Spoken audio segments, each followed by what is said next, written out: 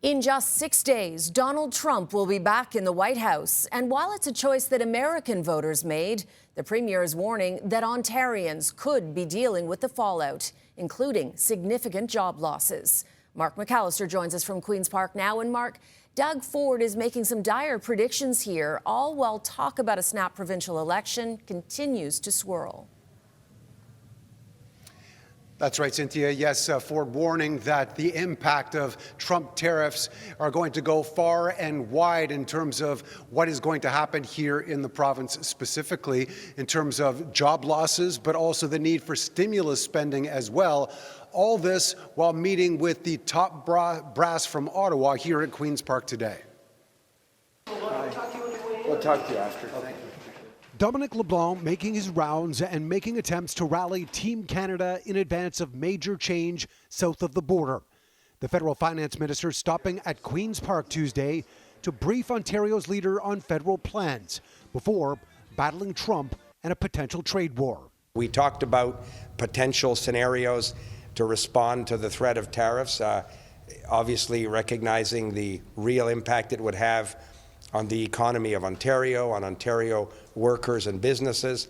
LeBlanc did present the federal government's $1 billion border security plan to Ford, a concern he's raised along with other criticisms until now. Earlier in the day, Premier Ford warning that as many as 500,000 Ontario jobs could be lost from a wide range of different sectors if the expected tariffs on Canadian exports come into play. Which ones, he said, will depend on what goods Trump targets. These tariffs will affect every single person. Even if they don't think they're tariffed in their sector, it's going to indirectly affect them. It's not going to be good. I'll tell you that right now. As a result, Ford has said that stimulus spending in the tens of billions of dollars might be required to boost Ontario's economy, much like what took place during the COVID pandemic. That has also raised the speculation of an early election again to try and get a mandate Ford says he doesn't have for that kind of spending.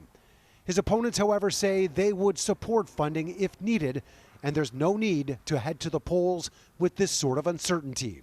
What he's doing is laying the track for an early and unnecessary election call. And it's very reckless behavior right now. The only job he's trying to protect right now is his own. He's clinging to power. Doug Ford needs to put the good of the province ahead of his own political interests. And he needs to shelve these early election plans. This is a moment where we need to stand together.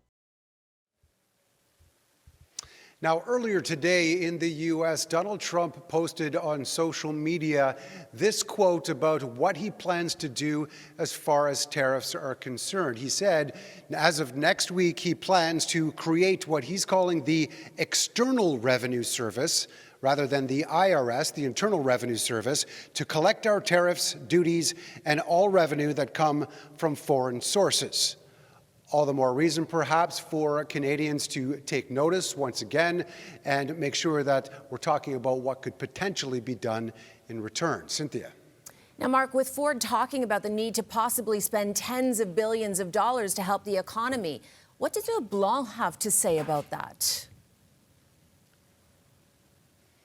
Yeah, you would imagine that everyone's going to want to be on the same page here. And so when LeBlanc was asked about that, he said that the federal government would, in fact, have to look at spending money as well and supporting the provinces if, in fact, they choose to do that. Although he said that they can't put a number on it at this point because they need to see the scale and impact of what the Americans and Donald Trump is going to be doing. And of course, this is all part of the conversation that's going to be taking place in Ottawa when the premiers and Prime Minister Trudeau meet tomorrow.